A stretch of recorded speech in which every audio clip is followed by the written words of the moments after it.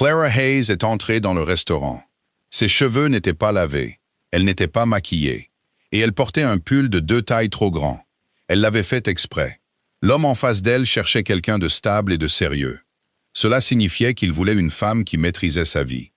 Et Clara avait passé 3 minutes à s'assurer qu'elle avait l'air de tout le contraire. Son plan était simple. Avoir l'air horrible, survivre au dîner et rentrer seule à la maison. Mais quand Julian Carter a levé les yeux et l'a vue, il n'a pas bronché. Il a souri comme si elle était exactement ce qu'il attendait. Le restaurant que Julian avait choisi était le genre d'endroit que Clara aurait adoré il y a 3 ans. Un éclairage chaleureux, des murs en briques, une odeur de feu de bois et de vieilles poutres. Le genre d'endroit où les architectes remarquent les solives du plafond et les impostes d'origine au-dessus de la porte. Elle a tout remarqué. Elle s'est juste assurée que son visage disait le contraire. Elle s'est laissée tomber sur la chaise en face de lui avant qu'il ne puisse se lever pour l'accueillir. C'était délibéré. Elle l'avait répété. Aucune cérémonie, aucune douceur. Le pull qu'elle portait était de couleur avoine et énorme. Le genre de pull pour un week-end où l'on n'a rien à faire. Et ses cheveux étaient attachés en un chignon qu'elle n'avait pas pris la peine de lisser. Elle s'était regardée dans le miroir avant de quitter son appartement et avait pensé « ça suffira ». Assez bien pour être oubliable. Julian Carter était déjà assis quand elle est arrivée. Il était plus grand qu'elle ne l'imaginait. Elle pouvait le deviner même de l'autre côté de la table. Il avait les cheveux sombres et le genre de visage qui semblait avoir traversé des épreuves et qui s'en était sorti encore debout. Il était habillé simplement. Pas de montre visible. Aucune performance apparente. Et quand elle s'est assise sans préambule, il n'a pas scié. Il a simplement hoché la tête, comme si son arrivée était parfaitement logique. « Clara », a-t-il dit. Ce n'était pas une question, juste une confirmation. « C'est moi », dit-elle d'un ton neutre en attrapant son verre d'eau. Elle avait eu 3 rendez-vous arrangés au cours des 2 années qui ont suivi l'effondrement de sa vie. Le premier homme avait passé 40 minutes à parler de son ex-femme. Le deuxième l'avait regardée avec une expression qu'elle avait immédiatement reconnue. Le genre d'expression qui signifiait qu'il revoyait déjà ses attentes à la baisse. Le troisième avait consulté son téléphone 7 fois avant l'arrivée des entrées. Chacun de ces dîners s'était terminé de la même manière. Un au revoir poli dans le froid extérieur. Puis la longue marche pour rentrer chez elle, où elle ne ressentait absolument rien. Ce qui était exactement ce qu'elle recherchait. Ce soir-là, elle avait prévu de viser encore plus bas. Si elle arrivait en ayant l'air de quelqu'un qui avait déjà baissé les bras, le travail serait fait pour elle. Ce qu'elle n'avait pas prévu, c'est que Julian Carter la regarde comme si elle était la chose la plus intéressante de la pièce. Il ne l'a pas complimentée. Il n'a pas engagé de conversation banale sur la météo, ni demandé d'où elle venait. Il a regardé le menu un instant, l'a posé et a dit « L'ami qui a organisé ça m'a dit que vous êtes architecte. Que construisez-vous réellement ?» Clara s'attendait à l'entrée en matière habituelle. La carrière comme brise-glace. Un échange de CV déguisé en conversation. Elle avait une version d'elle-même prête pour ça. Des réponses brèves, un minimum de détails. Le résumé professionnel qui ne révélait rien de personnel. Mais sa façon de poser la question n'était pas étudiée. C'était direct, presque brutal. Comme s'il voulait vraiment savoir et n'avait aucun intérêt à feindre une curiosité qu'il ne ressentait pas. « En ce moment, rien », dit-elle. « Je fais de la préservation. Des bâtiments anciens, principalement des bâtiments que d'autres firmes ont déjà abandonnés. » Julian se pencha légèrement en arrière. « Pas par désintérêt, mais comme le fait une personne qui réfléchit vraiment à ce que vous avez dit, au lieu d'attendre son tour pour parler. Abandonné, c'est-à-dire structurellement instable ou simplement pas rentable. Les deux en général, mais surtout la deuxième option. » Clara posa son propre menu. Un bâtiment peut être en parfait état structurel et quand même être démoli, parce que quelqu'un a fait les calculs et a décidé qu'une tour de verre est plus logique sur le même terrain. L'histoire n'entre pas dans l'équation. « Et vous, vous en tenez compte, dit-il. »« J'essaie. » Elle se surprit elle-même. Cette réponse avait été honnête. Elle avait prévu de lui donner quelque chose de plus fade. Elle attrapa de nouveau son verre d'eau, se recalibrant. Mais Julian n'avait pas fini. Il l'a interrogée sur le dernier projet sur lequel elle avait travaillé. Et sans vraiment le vouloir, Clara s'est retrouvée à décrire une bibliothèque des années 1920, une succursale dans l'East Village qui avait été vidée et laissée à l'abandon pendant 11 ans. Ses sols en terrazzo d'origine étaient encore intacts, sous une couche de contreplaqué qu'un ancien locataire avait cloué puis abandonné. Elle lui a raconté comment elle avait passé 2 semaines à documenter le bâtiment avant de toucher à quoi que ce soit, photographiant chaque centimètre de plâtre, cartographiant chaque fissure, essayant de comprendre l'intention de l'architecte d'origine, avant de décider quoi garder et quoi laisser partir. Julian écoutait avec une attention qui ne semblait pas feinte. Il ne l'interrompait pas. Il ne ramenait pas la conversation à lui. Il se contentait d'écouter. Et quand elle a terminé, il a dit « Cela semble être le contraire de l'instinct de la plupart des gens. La plupart des gens supposent que la nouveauté est automatiquement meilleure. La plupart des gens se trompent à ce sujet, » a dit Clara. Il a souri. Pas un sourire parfait, un vrai. Le genre qui atteignait le coin de ses yeux et le faisait paraître brièvement plus jeune qu'il ne l'était. Et Clara sentit quelque chose bouger dans sa poitrine. Une sensation dont elle se méfia immédiatement. Elle s'en sortait si bien. La femme qu'était Clara auparavant était quelqu'un à qui elle pensait moins maintenant, mais pas jamais. Elle avait été quelqu'un qui restait tard au bureau. Non pas parce qu'elle le devait, mais parce qu'elle le voulait. Parce que le travail était bon et que le travail comptait. Et elle construisait quelque chose qui ressemblait à un avenir. Elle avait été quelqu'un avec une vraie routine de soins de la peau, et une réservation permanente pour le brunch du dimanche, et un fiancé qui portait son ambition comme une eau de Cologne, et qui lui disait qu'elle était la meilleure chose qui lui soit arrivée, jusqu'à ce qu'elle découvre qu'elle n'était pas la seule chose. Marcus avait d'abord été son collègue, puis son partenaire, puis l'homme qui a utilisé leur dossier de projet commun pour impressionner un client. Elle avait passé 14 mois à cultiver un client, qui lui a ensuite offert un poste dans la firme où ils travaillaient tous les deux, ce qui a créé un conflit d'intérêts, que les associés principaux ont résolu en demandant à Clara de démissionner. Le langage officiel avait été élégant et procédural. Le résultat avait été total. Elle a perdu le travail. Elle a perdu ses fiançailles. Elle a perdu la version d'elle-même qui avait cru que travailler plus dur et s'investir davantage était toujours suffisant. Pendant un certain temps après, elle s'est dit qu'elle allait bien. Elle a sous-loué un appartement plus petit à Brooklyn. Elle a travaillé en freelance. Elle a accepté le travail de préservation parce que personne d'autre n'en voulait, et parce que se soucier de bâtiments mourants semblait plus gérable que de se soucier de tout ce qui pouvait choisir de partir. Elle a cessé de porter les choses qu'elle portait avant. Elle a cessé de répondre aux appels qui demandaient un effort. Elle s'est construit une vie assez étroite pour être sûre. Et elle s'est dit qu'étroit était la même chose que stable. Le rendez-vous arrangé avait été l'idée de son amie Dana. Dana avait usé Clara pendant 4 semaines de harcèlement persistant et affectueux. Non pas parce qu'elle croyait que Clara était prête, mais parce qu'elle croyait que Clara ne déciderait jamais d'elle-même qu'elle était prête. Clara avait accepté, principalement pour mettre fin à la conversation. Puis elle avait passé la semaine précédant le rendez-vous à planifier exactement comment le faire échouer. Et maintenant, elle était assise en face d'un homme qui n'avait pas consulté son téléphone une seule fois, qui avait posé de vraies questions et attendu de vraies réponses, et qui venait de lui faire dire à voix haute quelque chose en quoi elle croyait vraiment. Elle baissa les yeux sur son assiette. La nourriture était arrivée à un moment donné sans qu'elle s'en aperçoive. « Vous êtes devenue silencieuse », a dit Julian. Pas avec inquiétude, juste une observation. « Je pensais à la bibliothèque », a dit Clara, ce qui n'était qu'à moitié vrai. Ils ont mangé. Julian a parlé. Pas de lui-même, comme elle s'attendait à ce qu'un homme de sa confiance apparente le fasse, mais de choses, de villes, de la façon dont Manhattan continuait de construire sur sa propre histoire.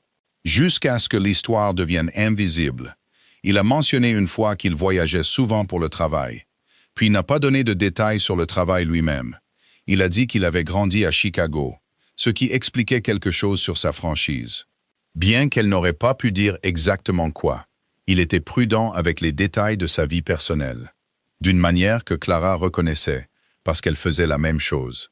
Donner la forme de l'information sans la substance, le contour sans le centre. Elle l'a remarqué. Elle l'a noté. Elle n'a pas posé de questions. Quand l'addition est arrivée, Julian l'a prise sans en faire tout un plat, ce que Clara a apprécié. Elle a proposé une fois, non pas par performance, mais par réflexe. Et il a secoué la tête. Une seule fois, pas non plus par performance. Ils ont mis leur manteau dans l'entrée. Et Clara s'est préparée pour le moment qu'elle attendait toute la soirée. Le dégonflement poli du « on devrait se refaire ça » qui ne signifiait rien. La lente libération de l'approximation de chaleur qui s'était accumulée au cours des 2 heures précédentes. Au lieu de cela, Julian a tenu la porte ouverte et a dit « J'aimerais vous revoir ». Pas comme une suite à ce dîner, juste vous revoir. Clara est sortie sur le trottoir. L'air d'octobre était froid et direct, et le bruit de la rue est revenu d'un seul coup, après le silence feutré du restaurant. Elle l'a regardé.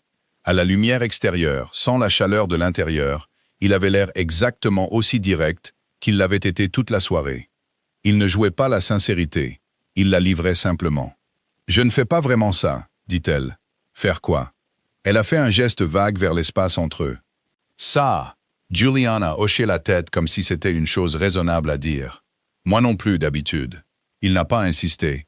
Il n'a pas énuméré de raisons pour lesquelles elle devrait reconsidérer. Il est juste resté là, les mains dans les poches de sa veste, et a attendu. Clara a pensé à son appartement.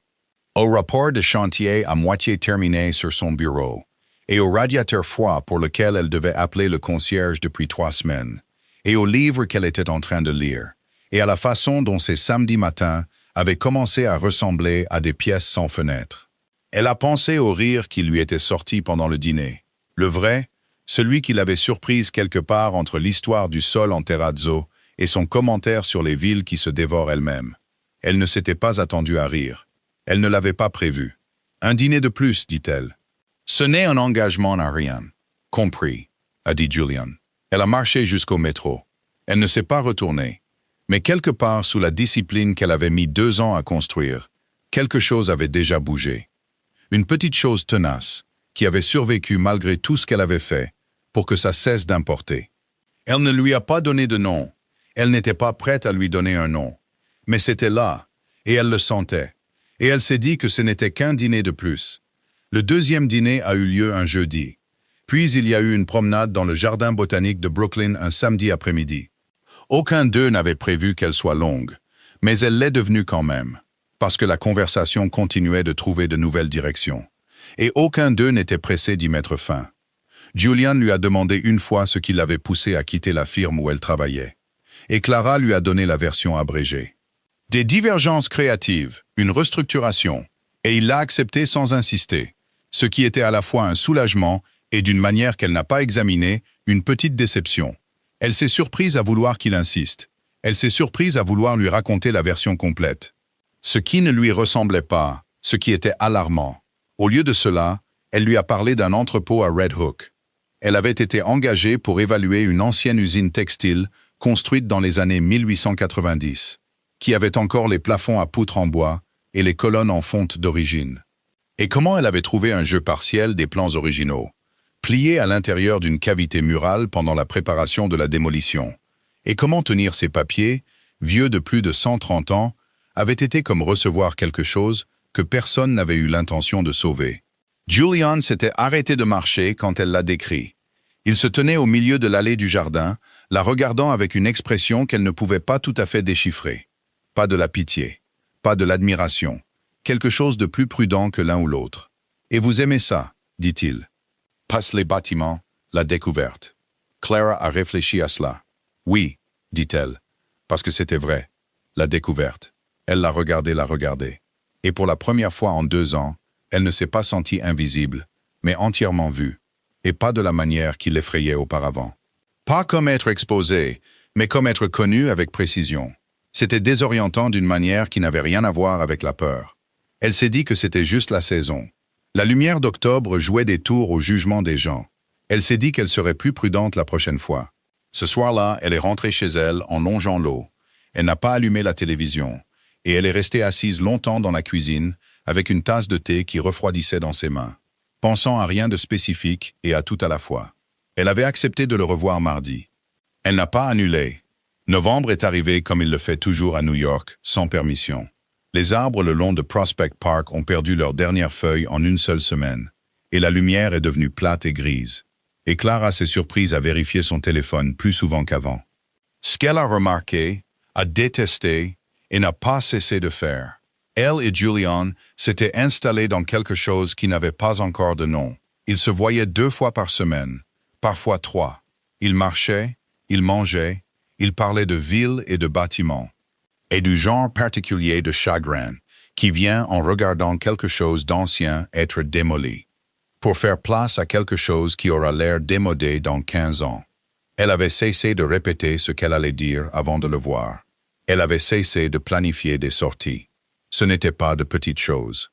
Mais il y avait une forme chez Julian dont elle n'arrivait pas à atteindre le centre, et elle commençait à le sentir. Quand elle parlait de travail, elle parlait de projets spécifiques. L'entrepôt de Red Hook, une maison de ville à Harlem, avec une façade arrière effondrée, un bâtiment de banque du milieu du siècle dans le Bronx, dont les sols en terrazzo valaient plus que ce que les promoteurs avaient réalisé en signant le permis de démolition.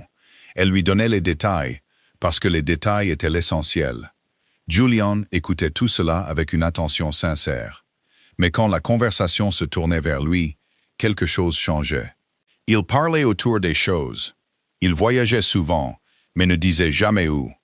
Il travaillait dans l'investissement et le développement, mais ne nommait jamais d'entreprise. Quand elle a demandé une fois sur quel type de projet il se concentrait, il a dit « infrastructure et actifs à long terme ». Puis il a redirigé la conversation si habilement qu'elle n'a réalisé ce qui s'était passé que 3 phrases plus tard, alors qu'elle parlait déjà d'autre chose. Ce n'était pas de l'évasion exactement. C'était plus comme la façon dont quelqu'un se déplace autour d'un meuble qu'il a appris à naviguer dans le noir. Pratiqué, automatique, invisible jusqu'à ce que vous remarquiez le schéma. Clara a remarqué le schéma. Elle était architecte. Elle comprenait les structures, en lisant ce qui n'était pas là autant que ce qui y était. Elle s'est dit que ça n'avait pas d'importance. Les gens étaient discrets. Elle était discrète. L'accord qu'elle avait passé avec elle-même en acceptant de le revoir, c'était qu'elle n'allait pas avoir besoin de choses de sa part. Elle n'allait pas construire d'attentes pour ensuite lui reprocher de ne pas pouvoir les tenir. Elle prendrait la chose telle qu'elle était et ne la forcerait pas à prendre une forme qu'elle n'avait pas choisie. Elle a respecté cet accord avec elle-même pendant environ 3 semaines, puis elle a fait l'erreur de tomber amoureuse de lui. Et l'accord est devenu impossible à honorer. Elle ne l'a pas reconnu comme de l'amour au début. C'est venu de biais, comme le font les choses quand on a passé 2 ans à se rendre résistant. C'était dans la façon dont elle pensait à quelque chose pendant la journée et voulait immédiatement le lui dire. C'était dans la façon dont sa voix était devenue assez familière pour que le silence semble être la mauvaise fréquence quand il n'était pas là. C'était dans la façon dont elle avait commencé, sans le décider consciemment, à défaire son chignon de temps en temps avant de le rencontrer. Sans se maquiller, sans rien jouer, juste moins délibérément négligé qu'avant. C'était une petite chose.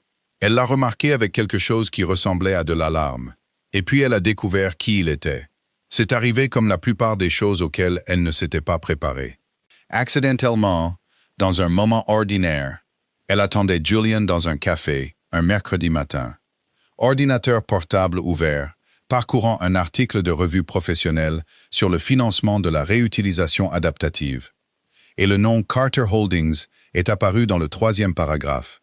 Comme l'un des 3 plus grands investisseurs privés dans un nouveau programme d'incitation à la préservation historique dont elle n'avait pas entendu parler, elle a suivi le lien en bas de l'article par réflexe professionnel. Et la page sur laquelle elle est arrivée était un profil du fond. Il y avait une photo. L'homme sur la photo se tenait devant un immeuble de verre dans ce qui ressemblait à Midtown, portant un costume qu'elle ne lui avait jamais vu. Et la légende en dessous disait « Julian Carter, président-directeur général, Carter Holdings ». Clara a lu la légende 2 fois, puis elle a lu l'article. Carter Holdings avait des actifs sous gestion évalués à plusieurs milliards de dollars. La firme avait des participations dans plus de 14 pays. Julian l'avait fondée il y a 11 ans, après avoir quitté un poste dans le capital investissement. Il l'avait développée grâce à une série d'acquisitions que la presse financière qualifiait, dans son jargon, d'agressives et de précises. Il y avait une citation de Forbes. Elle l'a trouvée dans un article lié, datant de 2 ans auparavant, qui le décrivait comme l'un des investisseurs privés les plus influents dans l'immobilier et les infrastructures américains. L'article utilisait le mot « milliardaire » sans hésitation. Clara a fermé l'ordinateur portable. Elle est restée assise dans le café pendant 6 minutes, regardant dans le vide. Puis Julian est entré, l'a vue de l'autre côté de la pièce et a souri. de la même manière qu'il souriait toujours, comme quelque chose de simple, comme quelque chose de vrai. Et elle a senti tout le poids de ce qu'elle venait d'apprendre s'abattre sur sa poitrine, comme une défaillance structurelle qu'elle n'avait pas vue venir. Elle n'a rien dit au début. Ils ont commandé, ils se sont assis, et elle l'a regardé verser du sucre dans son café avec la même aisance absente qu'il avait toujours eue. Et elle a pensé qu'il savait exactement qui il était, chaque fois qu'il s'asseyait en face d'elle et ne disait rien. « Carter Holdings », dit-elle. Julian posa la cuillère. Il ne fit pas semblant de ne pas comprendre. Il la regarda simplement avec une expression qui était déjà au-delà de la surprise, comme s'il avait toujours su que ce moment viendrait et n'avait pas trouvé comment l'empêcher. « Oui », dit-il. « Vous êtes le PDG. » Elle garda une voix neutre. Ce n'était pas difficile. Elle avait de l'entraînement. « Je le suis », dit Julian. « J'aurais dû vous le dire plus tôt. Je le sais. » Clara regarda son café. L'explication simple était l'évidence même. Elle devrait être flattée, ou rassurée, ou quelque chose du genre. Voici un homme qui s'était assis en face d'elle, avec son pire pull et ses cheveux non lavés et qui n'avait pas bronché. Voici un homme qui l'avait choisi spécifiquement avant qu'elle ne sache qu'un choix était fait. Il y avait une version de cette histoire qui était presque romantique. Elle comprenait cette version. Elle comprenait aussi qu'elle avait passé un mois entier à lui parler, sans savoir à qui elle parlait. Elle avait dit des choses vraies. Elle l'avait laissé voir l'intérieur du travail qui lui tenait à cœur, l'intérieur de sa pensée.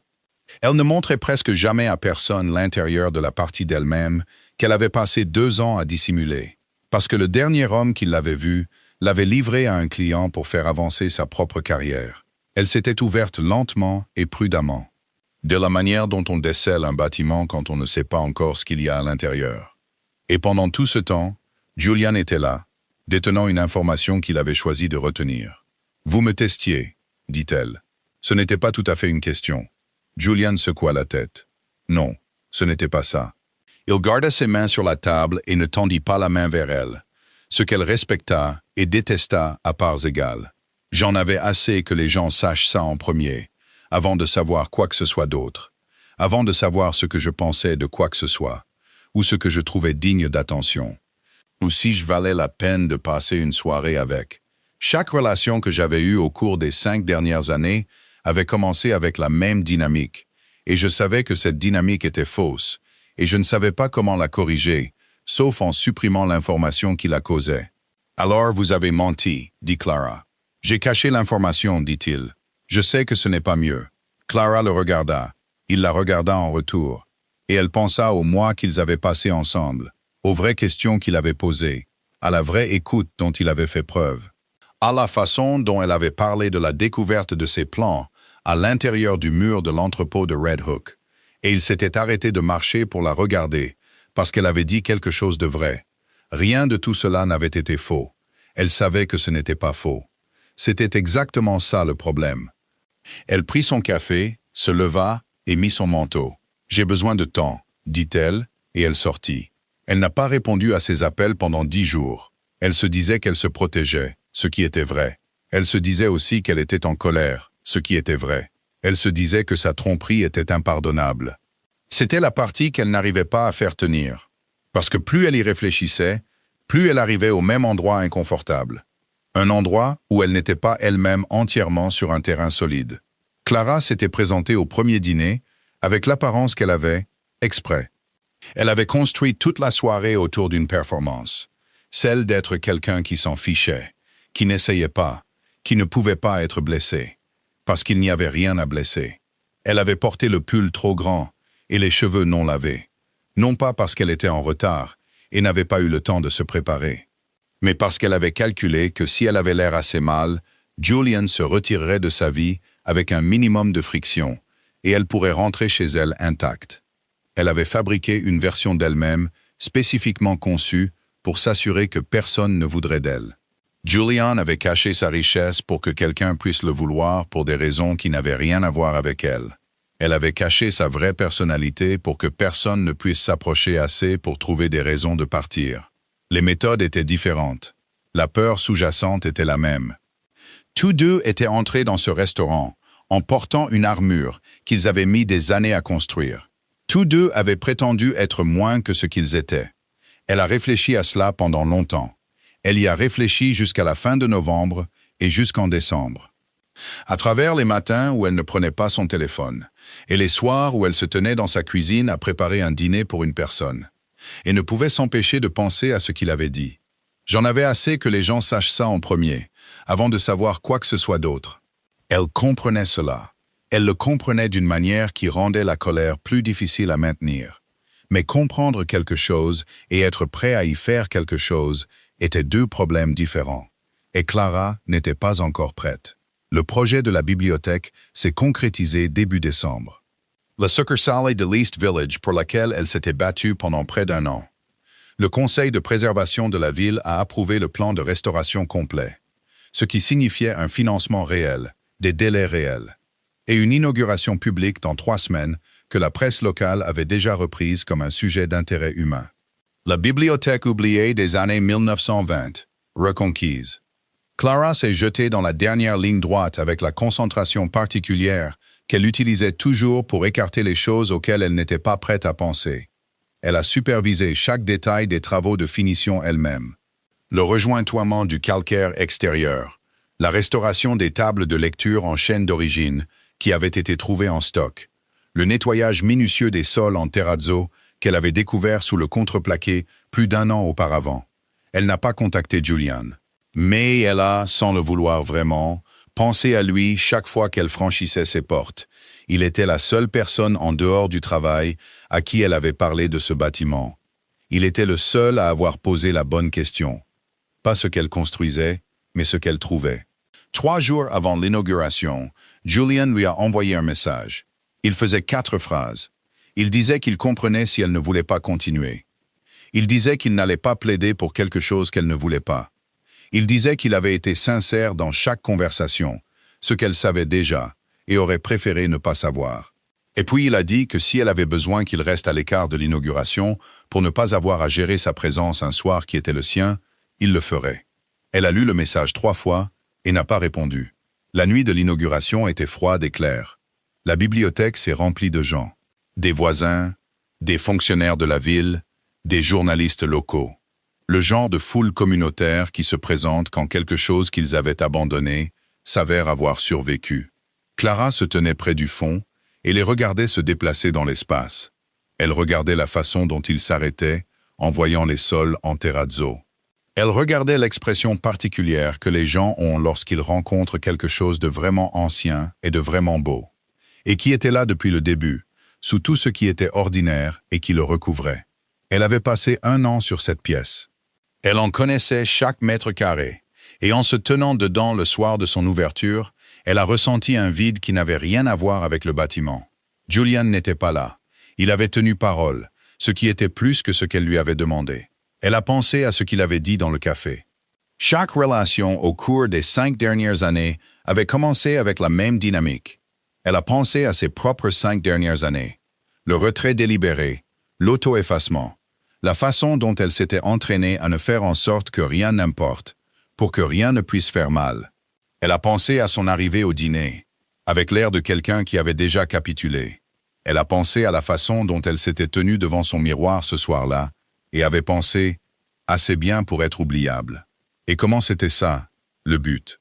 Comment oubliable était la chose qu'elle visait?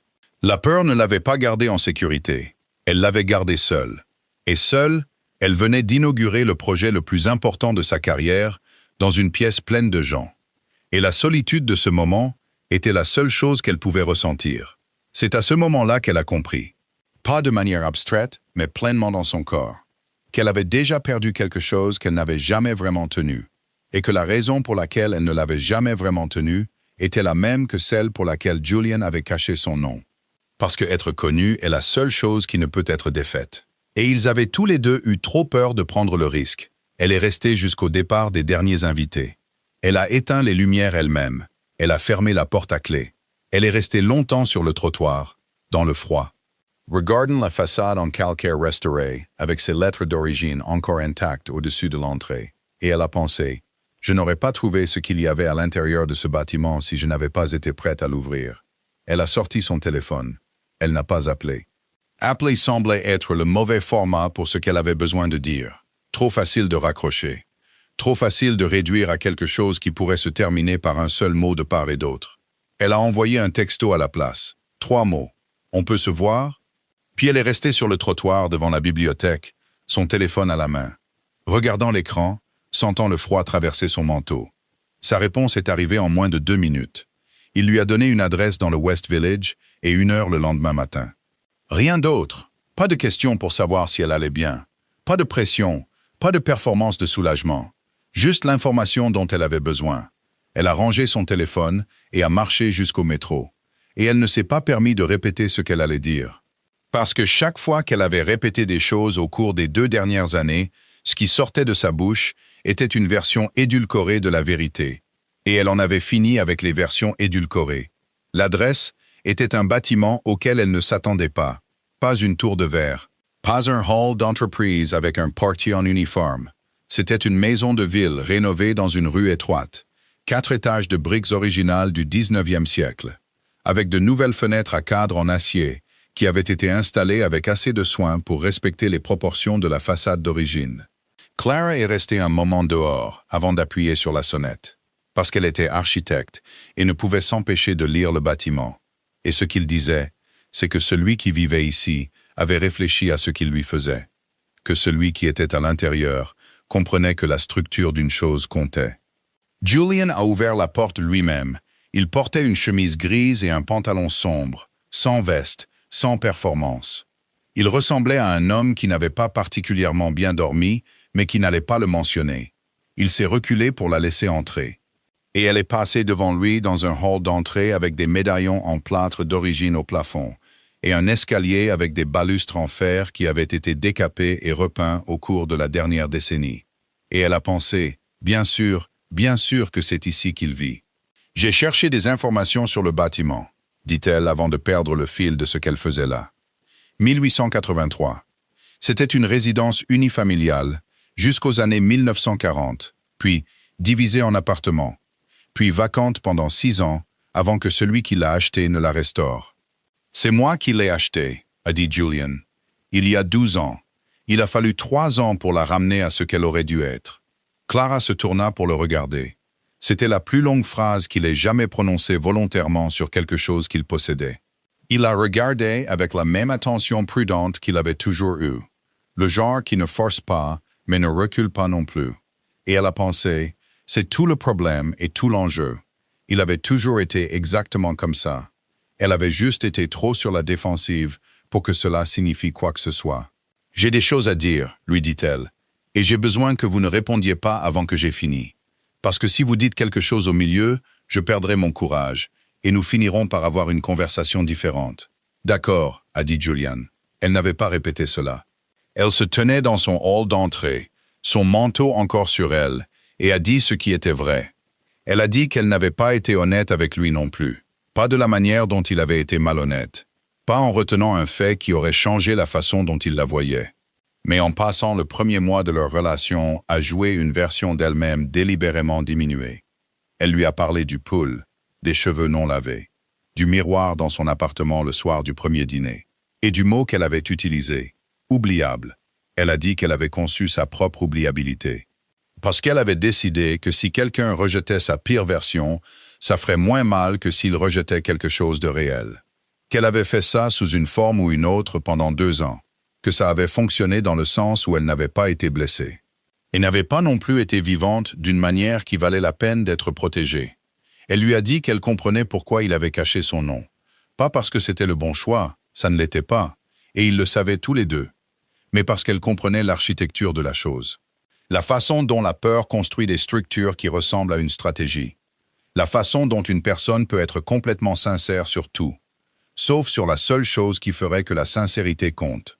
« J'étais en colère contre vous, » dit-elle, « parce que vous m'avez fait exactement ce que je vous faisais. » Et c'est beaucoup plus facile d'être en colère contre quelqu'un d'autre pour une chose, que de regarder pourquoi on la reconnaît si bien.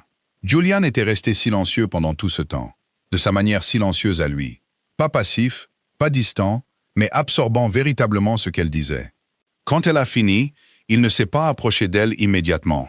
Il a mis ses mains dans ses poches, l'a regardé un instant et a dit « J'aurais dû vous le dire avant que vous n'ayez à le découvrir dans une publication professionnelle. » Oui, a dit Clara. Vous auriez dû. Je connais la différence entre me protéger et tromper quelqu'un, a dit Julian. Je le savais quand je le faisais. Je pensais juste que le risque de vous le dire était plus grand que le coût d'attendre. Je me suis trompé là-dessus. Oui, vous vous êtes trompé, a dit Clara. Il a hoché la tête. Il ressemblait à un homme qui avait déjà eu cette conversation avec lui-même de nombreuses fois au cours des dernières semaines, et qui était arrivé à la même conclusion à chaque fois, et qui était soulagé d'une manière fondamentale de l'avoir à voix haute. Je ne veux plus le refaire, dit-il. Rien de tout ça. Je ne veux pas gérer ce que vous savez de moi. Je ne veux pas être connu par morceaux. Clara a ouvert la fermeture éclair de son manteau et l'a drapé sur le poteau d'escalier en bas, comme on le fait dans un endroit où l'on a décidé de rester un moment. Alors ne le faites pas, dit-elle. Ils se sont assis dans sa cuisine.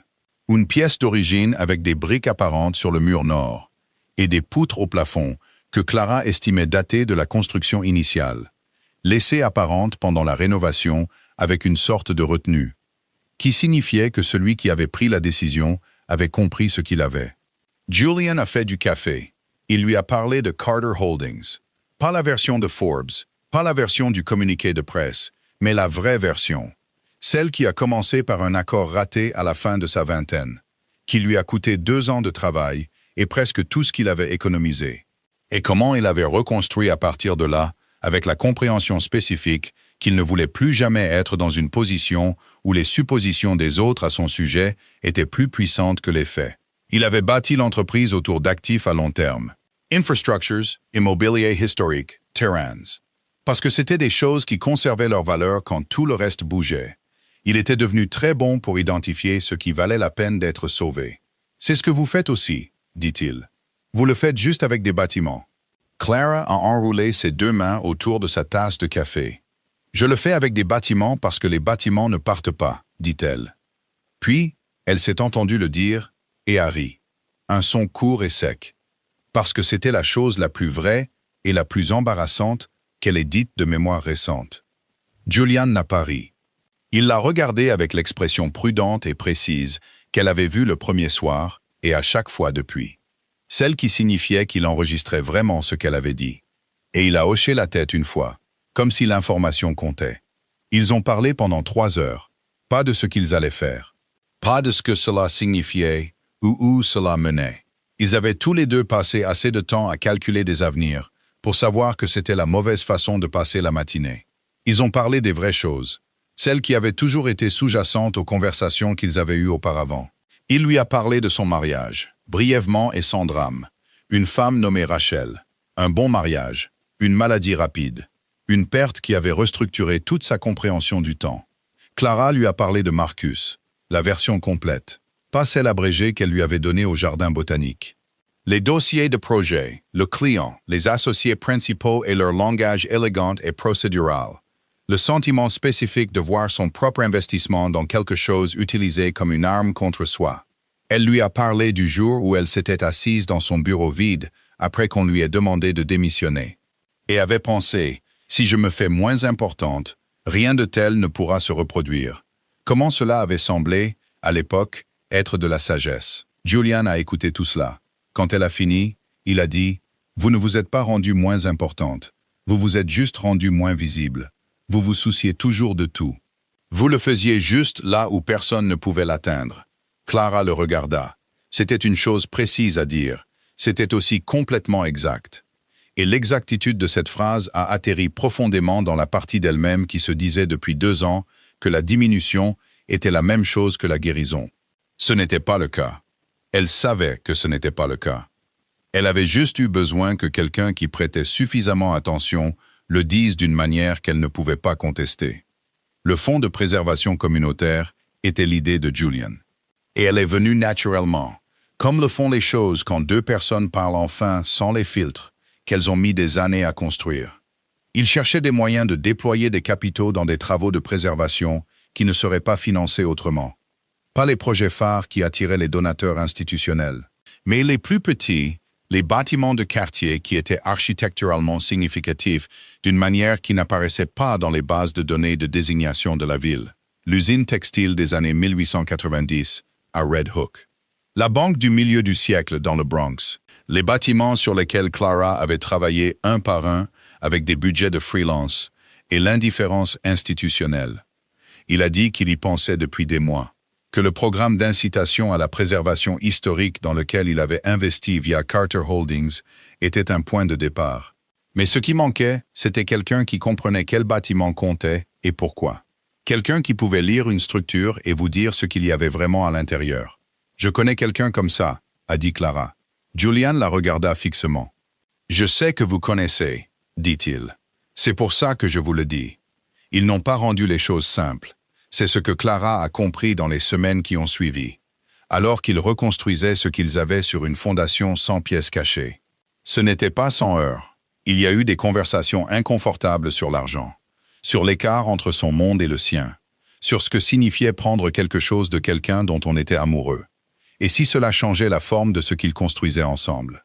Clara avait passé 2 ans à être autosuffisante de la manière particulièrement féroce de quelqu'un qui ne peut pas se permettre d'avoir besoin de quoi que ce soit. Et le processus pour laisser cela partir n'a été ni propre ni rapide. Julian avait sa propre version du même problème. L'autonomie pratiquée, le réflexe de gérer au lieu de partager, l'instinct de protéger sa vraie vie en la gardant derrière la version de lui-même qu'il montrait au monde. Il continuait à faire la même erreur sous différentes formes. Il continuait à se surprendre à le faire et à le dire à voix haute. C'était ça la nouveauté, le dire à voix haute. La volonté d'être trouvé en plein milieu de l'erreur, au lieu d'attendre d'avoir déjà corrigé et de présenter la version corrigée. C'était inconfortable, de la manière dont les choses sont inconfortables quand elles sont aussi justes. Le fonds a été créé au cours de l'hiver. Clara a d'abord apporté le projet de l'entrepôt de Red Hook, puis le bâtiment de la Banque du Bronx, puis une rangée de devantures de magasins connectés des années 1920 à Jackson Heights, qu'un promoteur essayait de raisonner depuis 4 ans. Julian s'est occupé de la structure financière et lui a laissé entièrement toutes les décisions architecturales, ce qui n'était pas une petite chose. Cela exigeait qu'il fasse confiance à son jugement dans un domaine où il avait de réelles connaissances et de réelles opinions. Et il l'a fait sans jouer la retenue. Il s'est véritablement mis en retrait. Elle l'a remarqué et ne l'a pas pris pour acquis. Au moment où le printemps est arrivé, le fonds avait ses 3 premiers projets sous contrat et un nom, la fiducie fondamentale. Clara avait suggéré quelque chose de plus officiel. Julian avait dit que plus le nom est simple, plus il dure. Et il avait raison. Et elle le lui a dit. Ils se sont mariés un samedi d'avril dans la salle de lecture restaurée de la bibliothèque de l'East Village, parce que c'était le seul espace qui avait du sens. Les sols en terrazzo captaient la lumière du matin, comme le terrazzo le fait toujours, de manière pratique et belle, sans effort. Il n'y avait pas de cortège, pas de ligne de réception formelle, pas d'architecture de cérémonie conçue pour impressionner des gens qui étaient déjà là. Juste leurs amis, la pièce, et eux deux debout au milieu de quelque chose qui valait la peine d'être sauvé. Clara portait une robe qu'elle avait choisie parce qu'elle lui plaisait, des lignes épurées, de la couleur du vieux lin, le genre de choses qu'elle aurait porté il y a 3 ans. Avant de décider que vouloir être vue était la même chose que demander à être entendue. Ses cheveux étaient détachés. Elle s'était maquillée exactement comme elle le voulait, et rien de plus. Debout à l'avant de la pièce pendant que les gens qu'elle aimait remplissaient les chaises derrière elle, elle ne se sentait pas exposée.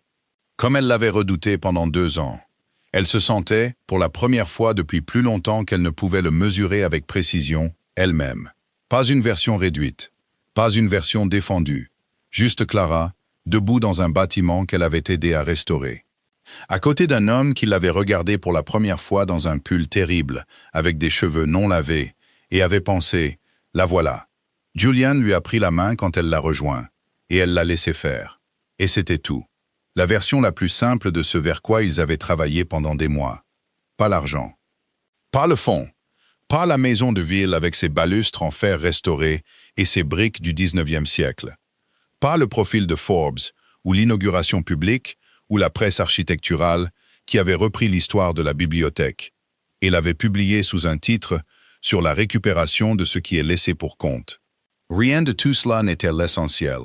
L'essentiel, c'est que Julian était allé à un rendez-vous arrangé en cherchant quelque chose de réel et avait trouvé une femme qui essayait si fort de ne pas être trouvée. Et Clara Hayes était entrée dans la même pièce en essayant d'être oubliable. Elle avait été vue clairement et précisément par la seule personne à laquelle elle ne s'était pas préparée. Deux personnes qui avaient utilisé différents types d'armures pour se protéger de la même peur. Que si quelqu'un les voyait entièrement, ce ne serait pas assez. Il s'est avéré que l'armure était le problème. Il s'est avéré que ce qu'ils avaient peur qu'on voie était exactement la partie qui valait la peine d'être vue. Elle avait passé 1 an à restaurer un bâtiment que tout le monde avait abandonné. Elle avait retiré le contreplaqué et trouvé le sol en terrazzo encore intact en dessous. Exactement ce qu'ils avaient toujours attendu. Quelqu'un prêt à regarder. Elle a compris, en se tenant dans cette pièce ce matin-là, que les gens n'étaient pas si différents des structures qu'ils construisaient. Superposées au fil du temps, parfois endommagées, parfois laissées vides pendant des années, d'une manière qui ressemblait à une perte, mais pas irréparable. Jamais. Si l'on était prêt à faire le travail. Irréparable.